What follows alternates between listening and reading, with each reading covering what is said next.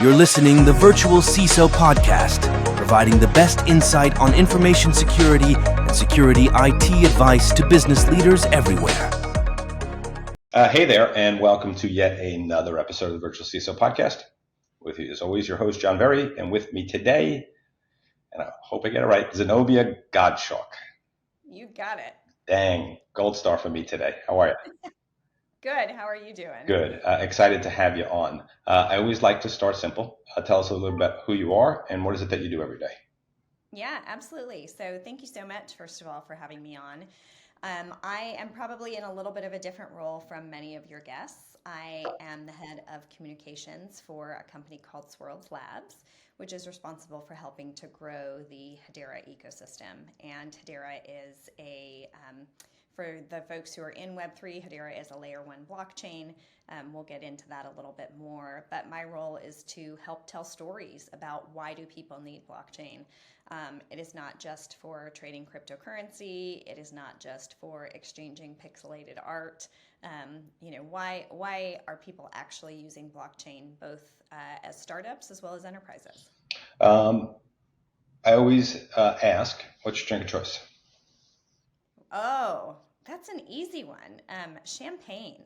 Anything bubbly. You got to celebrate life. So are we of the true, if it's not a French, it's not champagne and we can't call it that? Or will we go Prosecco? No, we do not discriminate. We do not, and if it's bubbly and if it's a bubbly wine, it's good enough?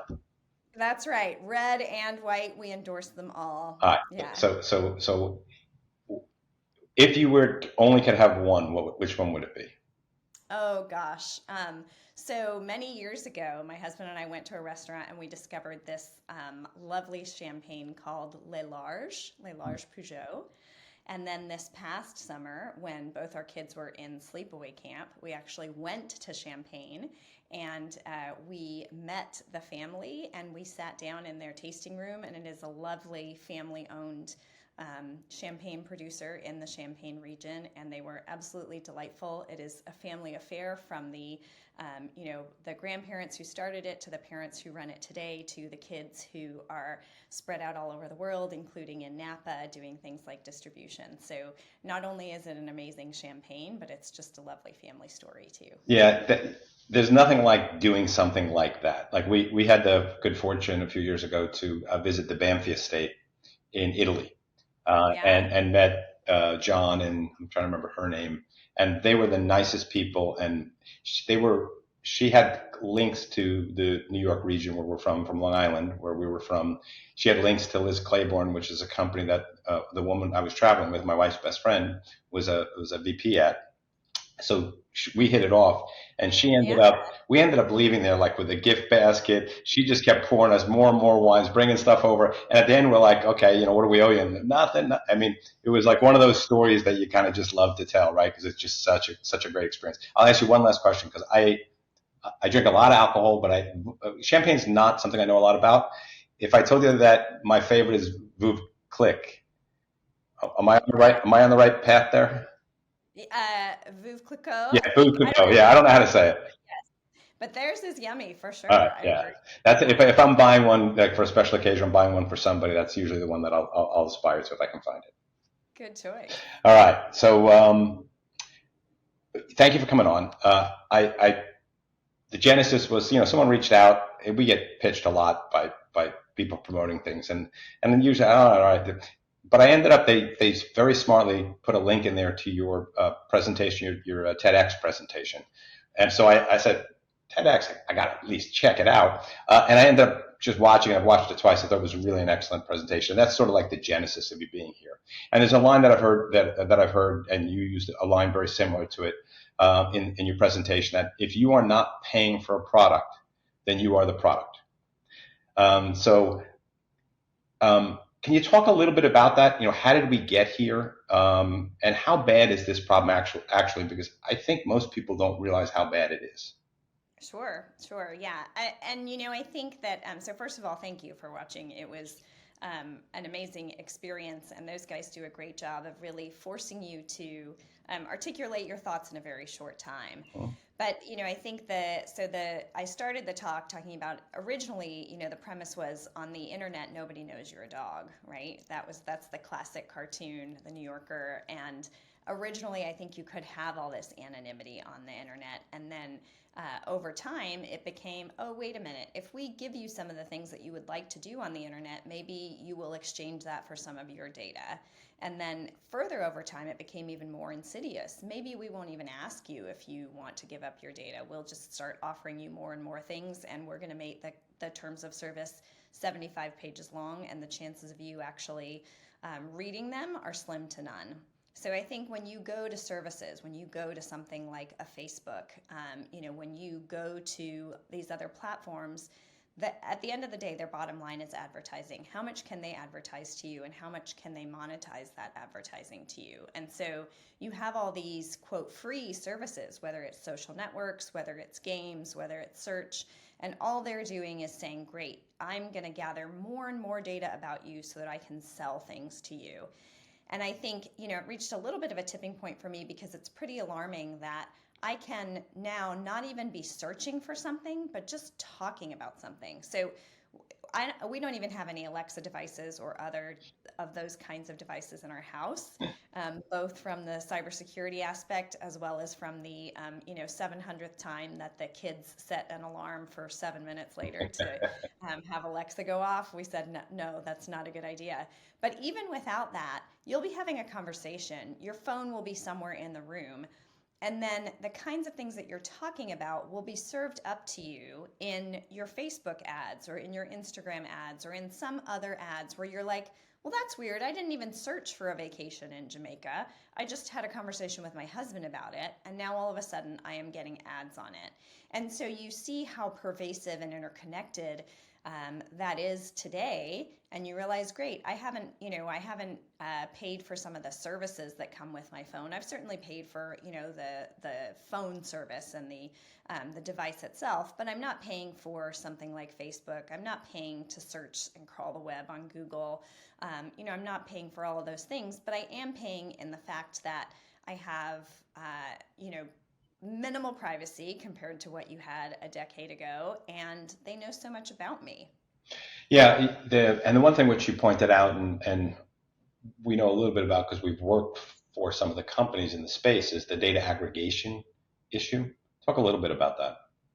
Yeah, and it is, so some of that is pseudonymous, fine, but a lot of it, it's very hard to actually wipe your data from anywhere on the internet. And then it's not just on the internet, it's some of these back-end providers that have been around for a while. And, a few years ago, we got a note from the IRS basically saying, hey, we flagged something, as potentially a fraudulent return because they tried to get money back. And, unfortunately, we know you never get money back.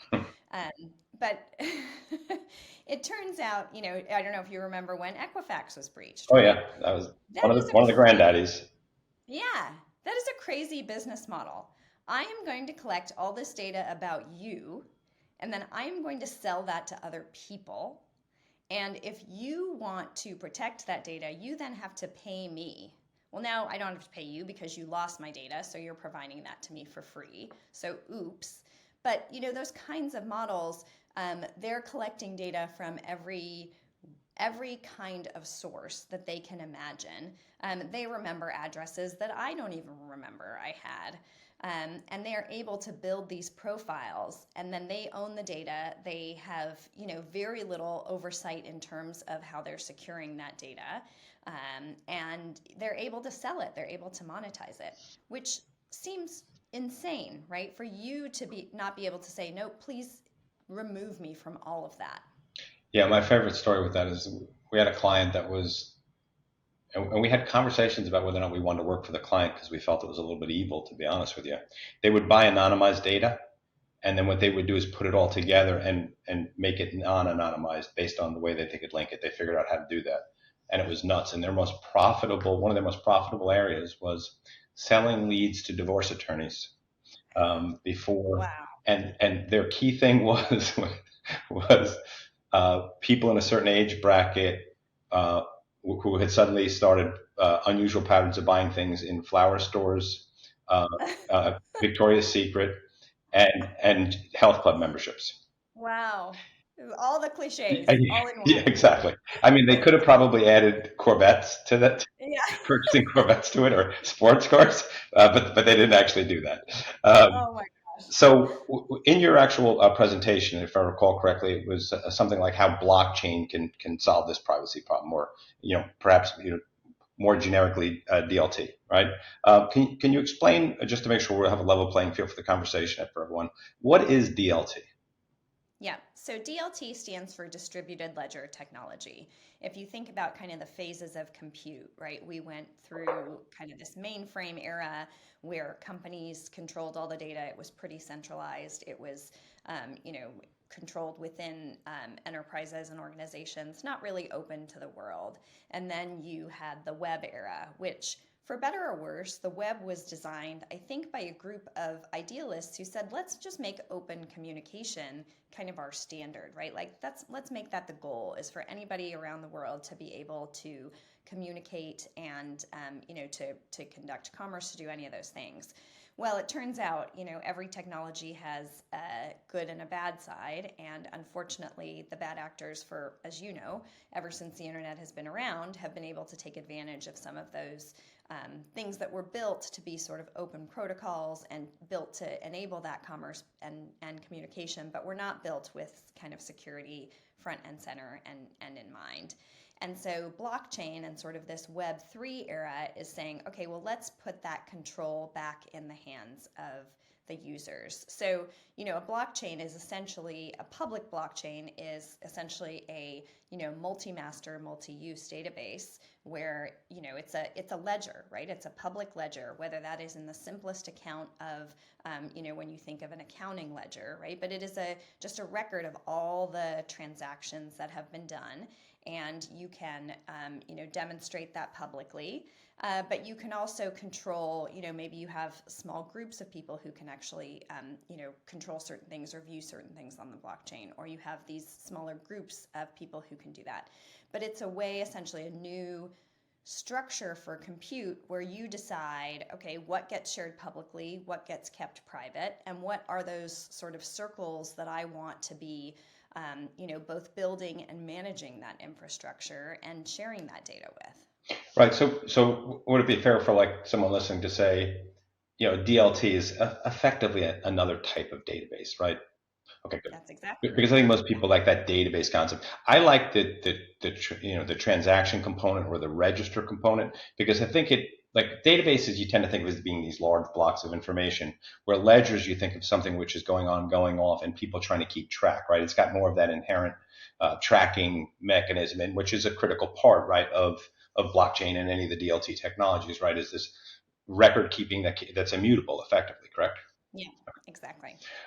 So one of the things you mentioned in your speech that I thought was really cool was some of these new social networks, I guess is the right word to say it, right way to say it. And you said that in these social networks, rather than having this central repository, the Facebook or the Twitter or whoever is going to be sitting at the back end, effectively owning and processing and possessing all of that data, that you could be on a social network where you could share information with other people in your groups in that social network, but that data is never going to one of those central repositories, right? How does that work? Yeah, so I think, if you think about it again as infrastructure, right? So the biggest cost for all of these providers is really their infrastructure, right? They manage and host huge amounts of data, and then they're like, great, well, in exchange for hosting that data, I'm then going to get to mine that data. So instead, if you said, okay, great, well, I'd like to have a social network with, my 100 friends, and we each agree that our little piece of the compute power will be shared, and the actual infrastructure and the application of that social network will then not be hosted by Facebook, but it will be shared hosting by all of us, right? So each of us hosts a little bit of that. This is simplifying it, right? But instead of having one centralized entity that owns all the infrastructure, that pays for all the infrastructure, and then owns all the data on it, each of us says, great, I'm willing to contribute to that infrastructure. I'm perhaps willing to contribute in micropayments. But then I really get to control, okay, then I say, nope, I don't want any level of advertising. Maybe I do. Maybe with this other group of friends, we're willing to say, you know what, sure, for this group about exchanging home furniture, I'm willing to share, some of our patterns of buying and selling. But in exchange for that, maybe, advertisers on there, pay us instead, right? So it's really about thinking, okay, how do I share the costs of this infrastructure? And then, of course, the applications have to be built to take advantage of that infrastructure, that shared infrastructure. And then I can control which things are provided maybe to that application, which things aren't provided to that application, and depending on the type of group that I'm a part of, maybe that changes. So you're probably not old enough to remember these days, but there used to be these file sharing things like Bear Share and things where people could share movies and share music, right? You were kind of pirating it effectively, and it worked in a peer-to-peer model, right? But that peer-to-peer model, the distribution, the infrastructure, when you participated, your systems became part of that infrastructure. In this model that we're talking about here, are we using a similar model, or are we, like you said, through some form of micropayments, we're hosting, the minute that we're hosting there's an EC2 instance sitting in Amazon, someone's paying for that, someone has to administer it, right? So that kind of would break the model, or am I not really understanding? You could do it either way, Okay. right? You could say, great, I want to host part of the infrastructure, Mhm. and I want, my group of people to each be able to host part of it, and I don't want anybody outside to have access to it, Mhm. right? So you really truly are sharing those infrastructure costs, and that group kind of bears that burden. Or you could say, okay, well, I'm willing to, have some of that infrastructure hosted elsewhere, but I will pay in micropayments so that infrastructure is not hosted by Facebook, right? So that it's hosted by another application that gives me the granularity to decide what kind of advertising I want, what kind of privacy controls I want, so you can kind of go the spectrum, right? If you say, great, like I don't actually have that compute, I'm not interested in doing that, but I am interested in some of these, more granular privacy controls, then maybe I agree that it is hosted somewhere else, but it's still very visible to me who has access to that data, where it is, where it is built, et cetera. So we have this ability through these mechanisms to have a greater degree of control of the information that we're sharing and where it goes. In that model where there is a central component, right, not one that's just hosted individually by the three people within that group, is the way that we're applying the security to that data through smart contracts? Is that, like, if that data ends up there, right? How do we know that the people that are administering said system, don't have access to data we don't want them to have access to? Yeah, I think that's a really good question. So there is, there are two things. I think you can certainly use smart contracts. There's also sort of this concept of pseudonymity, right? So maybe there are things that I only have on my system, but then, and this is not the blockchain itself, right? To be clear, there have to be applications that are also built on top of it to enable it. Mm-hmm. But maybe there is, sort of a self-sovereign identity system, right? Which then says, I don't necessarily have to tell you, my name, address, phone number, all of these things, but, that can be verified, and then I can have sort of this pseudonymous identity within a certain group that I participate in. I gotcha.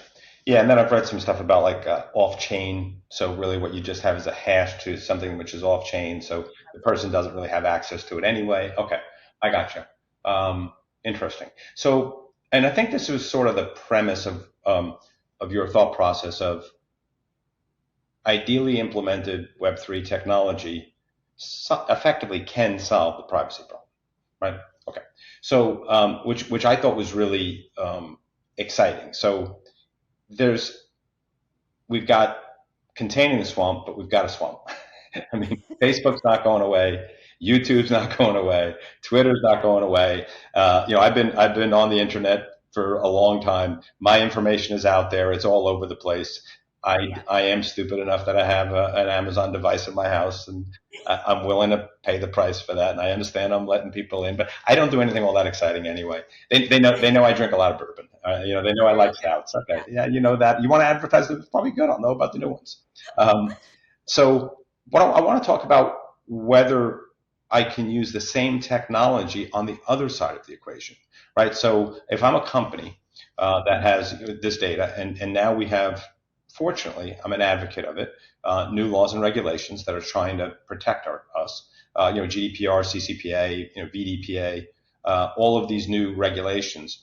Are there ways that we can use these same technologies from that side of the equation to help us comply with these regulations? Specifically, right, the ones that are the most challenging, I believe, right, or anything associated with the data subject access request, right? That right to present, that right to edit, that right to the most important one, right, the right to forget. Can you help us there too, please? Yeah. So I think some systems, we still have mainframes, right? In a lot of organizations. There's a lot more mainframe out there than you think. Yeah. We're not going to sort of retroactively solve all of those things, but think about how many times people start up, or organizations start up new applications, right? New applications, new services, they launch them, and they're like, great, the first step is, can I please collect 75 different pieces of data about you? And then all of a sudden, I now have to have GDPR because I've collected all this data about you. So to your point about, could I just, have a hash of, yes, I'm confirming that this person meets all these requirements, but I don't actually have to own that data myself? Mm-hmm. Then think about the data collection and privacy burden, how much that gets reduced for those companies, right? So I don't think overnight all those companies are going to retroactively do that, probably for a lot of their existing applications. But if they started to do that for their new applications, over time they are going to sunset their old ones, right? Over time, even the longest lived companies, sort of go into obscurity, right? And so you will see that shift in, great, if I don't have the burden of GDPR compliance because I don't actually own that data and I'm not seeing it, I'm just seeing sort of a hashed version of it, or I'm just seeing a pseudonymous version of it, then that's not only better for the actual compliance, but that's better for my burden, right? I don't have to manage that data. I don't have to let you know when there was a data breach. I don't have to, even say, yes, this has to comply with GDPR because I don't ever see that data. And that's not going to work for every application, right? There are some things where you're going to need that. But the number of times that I'm asked for my birth date and I'm like, you don't need this, right? You need to know that I am much over. You're 25, 26? Plus, exactly. But, you need to know that, Mr., producer in Champaign, that I'm trying to go visit your vineyard's website. Please let me, please let me access it. But you don't need to know my actual birth date. Gotcha. So just make sure I understand this. So in terms of where blockchain has this advantage of having the immutability of the blockchain, in a sense, creates a problem for it being used with privacy if we were to actually store the private information we might want to delete, right? Because by definition, it's immutable, right?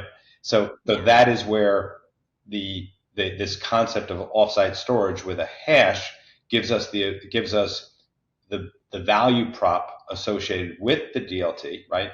But yet we get around that issue where we actually can't delete data. So it would make it easier for us to delete the data, because if we wipe the hash, any reference or link, or if a smart contract us off that, right, a capability for us to access that data is gone. That's right. And I think, a lot of times when the technology first started, it was sort of this absolutist, well, you must publish everything to the blockchain. And that's not really, I don't think that's practical. I don't think that's how this is going to evolve.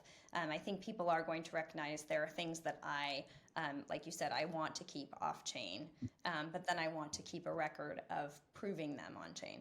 Gotcha. So Hedera, if I got the pronunciation right. You did. Oh, good. I'm 2 for 2. I should quit now. So thanks everybody for listening. So Hedera, and again, I am not Web3 knowledgeable. So when I look at your website, I'm a little confused, but it appears to me is that Hedera basically provides the tools that a developer would need to build an application, a Web3 application that leverages the concept of blockchain. And it looks to me like you're famous for something called Hashgraph, which is an alternative, an alternative to blockchain, right? There's both of those are, if I got it right, both of those are DLTs. But So, Hashgraph is a different implementation of DLT than blockchain. Is that close to right? oh, yeah. So maybe I'll rewind a little bit.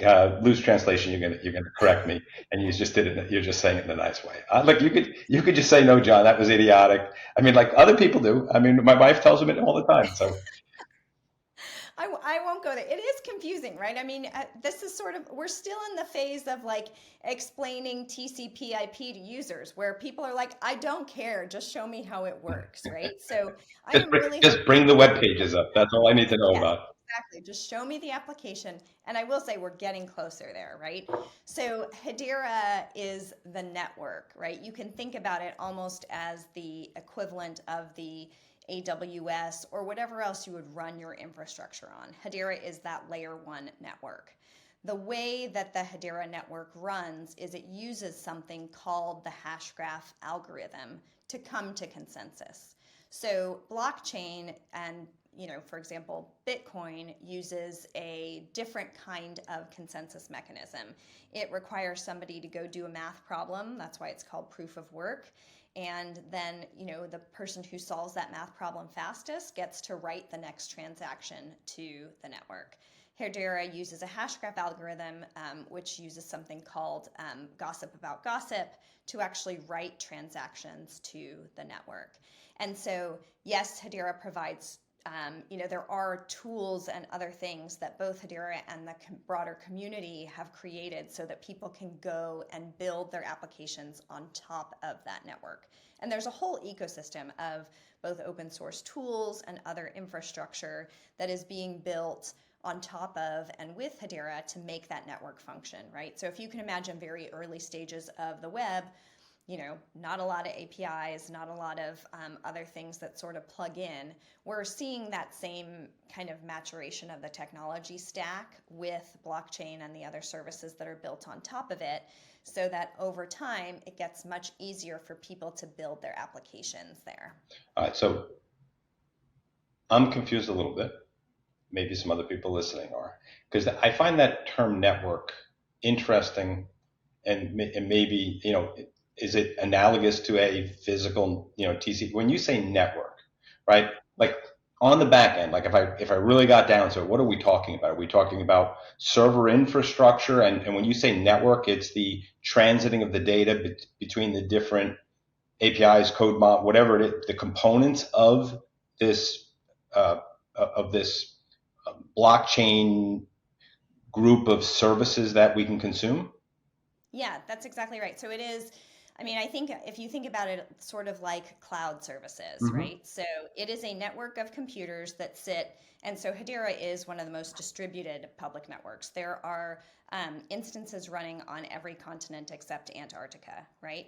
This network of computers comes to consensus. And real quick, that network of computers, is that operated by just a bunch of entities that choose to participate, or is that a centrally administered, Hedera service? Great question. So network governance is very important in blockchain, Mm-hmm. right? Because this whole idea of decentralized networks, Mm-hmm. decentralized infrastructure is really important. But what we saw happen with some of the original infrastructure was, okay, that's all well and good in ideals, but it turns out like 5 guys in China are running most of this infrastructure. Mm-hmm. So that's really not decentralized. Mm-hmm. So one of the things that Hedera did differently is its governance model, which was from day one, we took the governance model essentially from the Visa network and said, okay, we are going to today we have 31 governing council members. They are big companies who they typically run things like other infrastructure, folks like Tata and Wipro and Google. They are also big banks and financial services companies. They are also companies who are just running other, there are folks like Dell, there are other companies who are running applications on the network, and they have all raised their hand and said, I want to be part of the governing council and I want to run a node on the network. So I want to actually have some servers that are running and maintaining this infrastructure. And that we did for security purposes as well as decentralization purposes. The goal over time is that anybody anywhere in the world will be able to run a network node. Ideally, you'll be able to run it on your phone when the technology works that way. But to start with, to make sure the network is secure to begin with, we said, let's have these companies run the initial network nodes, and let's have them, all the transactions go through there so that people can trust that infrastructure. They also, can say, hey, there's no chance of collusion, right? If you've ever tried to even get 30 people to agree on something, I know there's all these conspiracy theorists out there. If you've ever tried to get 30 individuals to agree on something, you realize it's very hard. If you try to get 30 multinational, Fortune 500 companies to, try to collude, that is never going to happen. And so they all run this infrastructure with the goal being for people to say, look, like they can't make any changes to the network. They can't change the code. They can't do anything that would interfere with the network or hack into the network or do any of those kinds of things. They purely run that infrastructure. There's someone listening that's sitting there shaking their head going, no, the dark state. It's all the dark state. It's the lizard people, dark state. What's the... I was on a podcast a few weeks ago where they said, the one mega blockchain that everyone is using. And I was like, oh, well, it's a concept. So you're saying I wasn't the stupidest person you spoke to. I feel better about that now. Not by far. You have a smart audience and you know what they're going to ask. So, and it may be a poor analogy, but if it's reasonably close, it would probably help me and people like me that are never going to know as much as you know when they think about someone like Hedera. It almost sounds like in much the same way that if I could develop an application from scratch, or I could say, okay, I'm going to develop this application. Let me just go to AWS, right? I don't need to spin up a database. I can use RDS. I don't need to spin up a server. I can use EC2. I don't need to spin up, I can do my log monitoring through Alert Watch or Alert, whatever the alerting product is. It's almost the same thing with Hedera, right? It sounds like I'm effectively consuming your services as part of my application. That's right. Okay. And so, it is those network services and then also things like a tokenization service. Right. And smart contracts and so some of the components. And so it's almost in a weird way, like AWS has that giant page of all those services that you can kind of take advantage of. I'd be taking advantages of the same type of, services that are similar to that are specific to Hashgraph blockchains. Yes, that's right. Yeah. Cool. One last question. This might be this is a stupid question. I know one of the things that I think I've heard over the years is that why blockchain hasn't advanced faster was because there were problems with speed because of the transaction speed was somehow some type of a problem. So I might be right, I might not be right. If I am right, does Hashgraph do something different that would have positive or negative impact on whatever that is, transaction speed, execution speed? I'm not sure what they call that. Yeah, you totally teed that up for me. That was not a dumb question. That was a great question. You fed it to me. Like we rehearsed this for 45 minutes before we jumped on. I mean, you fed me the line. I knew exactly what to say. The thing is that I was compelled. It sounded legit, right? It sounded like a guy struggling to answer a question. So I'm just a great actor. That's all it really is. Perfect. Yeah. Yes. So like we talked about, the original sort of Bitcoin and some of those systems were designed for proof of work, right? They were designed to say, let's slow down the network because that's our security mechanism. And we will require someone to go do that math proof so that they can write to the network. What the Hashgraph algorithm has solved is that problem, which is, okay, how do I have there is sort of this blockchain trilemma, right? How do I have speed as well as security, as well as verification that those are the right transactions that are being written to the network. So Hedera, and I will give credit, other next generation blockchains are very fast. We today can do, thousands of transactions per second on a single shard. If you look, there's actually a public transaction monitor that shows how many transactions have been conducted on the Hedera network. It's up to 40 billion. Wow. So I think, this is at the scale of what's happening on the Visa network today. Cool. And so if you want to find applications that go even further beyond that, I would love to see them. But today, the networks, and especially Hedera, really are capable of pushing through that level of transactions, because I think, just like, you remember dial-up, right? You remember what it was like to, I remember trying to edit a PowerPoint on my home computer with, dial-up in 99. And I was like, oh, well, maybe by tomorrow morning when I wake up, this thing will have actually sent to my boss, fingers crossed. But today you send it in 5 seconds and you don't even think about it. So I think a lot of people try to throw criticism at any new generation of infrastructure. And some of that is very well deserved, but some of that is just a matter of time and, saying, hey, the next generations of these technologies will fix that. Gotcha. By definition, does Hedera have to be a public blockchain or a public DLT, or can I also use it as a private DLT? Yeah, so actually Hedera was created by Dr. Lehman Baird, and the first company was called Swirls. And so Swirls actually started doing private instances of Hashgraph. That has been run by some companies today. And you could think about, most people use the public network. It's just sort of easier than standing that up. But we are seeing people sort of say, wait a minute, maybe I will want to have some part of this run in a private network and some part of this run in a public network. You could blend. There's ways of blending. Okay. Yeah, there's certainly work that has to be done, but yes. Okay. Last question. I saw when I was preparing for the podcast some, I'll call them academic papers that talked about using blockchain technology, DLT technology, to address privacy, like CCPA, GDPR, like we had in our conversation. Are you aware of anyone actually doing that on Hedera, or people developing applications that way for privacy? Yeah, there are a number of applications, and I think they are really kind of around the identity space. Okay. So actually, IBM is doing that. There are some startups in the space that are doing that, and they're really trying to focus on this idea of self-sovereign identity, and like we talked about, the pseudonymization of data. So Miko is a startup that's really focused on that space. They're actually out of Australia.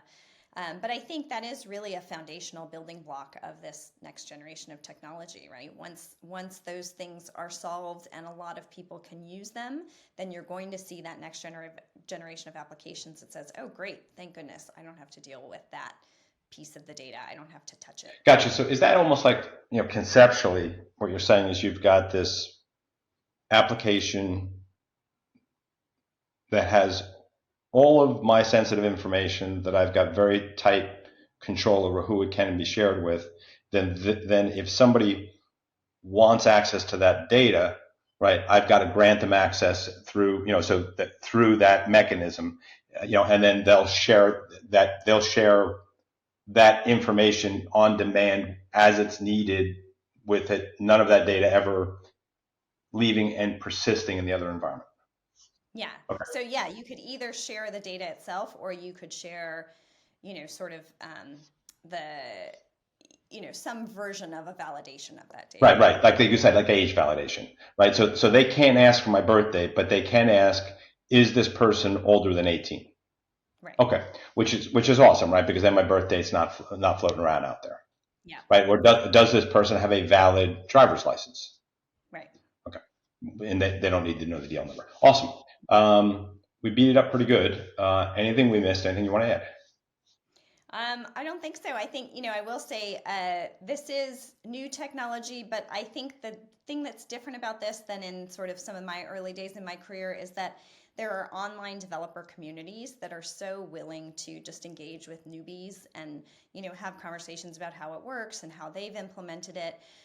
So, the Hedera Twitter accounts and some of the developer Discord and other accounts are super active. If people want to go in there and just learn, they can read or they can ask questions. And there really are no dumb questions because, this technology has been around for only a hot minute in the grand scheme of things, and there are no experts. There are only folks who are just continuing to learn. Give me, I don't know if you prepped for this. Give me an amazing or horrible CISO. What fictional character, real world person, do you think would make an amazing or horrible? I'm going to say instead of CISO, Web3 developer, and why? Okay. Web3 developer and why?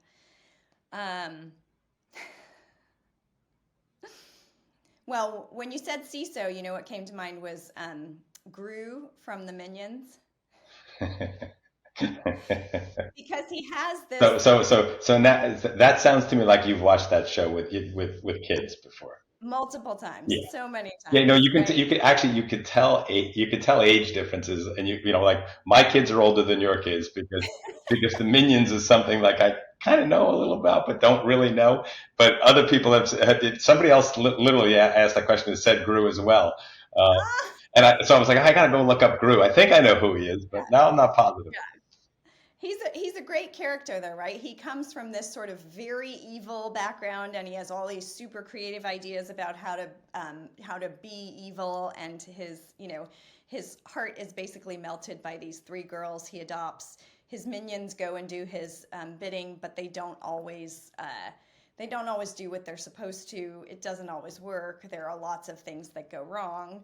So I think he has sort of turned that around.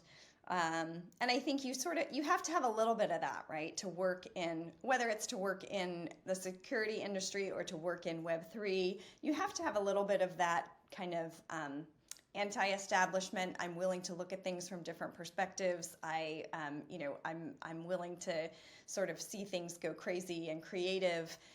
But at the end of the day, my heart is in the right place, and my best, I want what's sort of in the best interests of the community or a broader, ecosystem than just myself. Well, I think that is honestly a better answer for the Web3 developer versus the CISO, is that, isn't like one of the prevailing drivers to Web3 is this giving control back to the people, right? And ownership, distributed ownership and digital assets. And, it's actually a really good answer for both, right? Because, if you think about it I do believe that most people that are in the security space are there because they believe that their work is honorable and that we're doing the right thing and we're helping protect people, helping protect companies. And the more we can do that, the better off they all are. But I think that's the whole idea of Web3 as well, right? Is returning control, from the evil empire, like the Zuckerbergs, of the world that people, think of, haven't been fair citizens in our digital world. It's a very good way to put it. So, well, this has been fun, and I appreciate you putting up with my dumb questions. Well, thank you so much. I've really enjoyed it.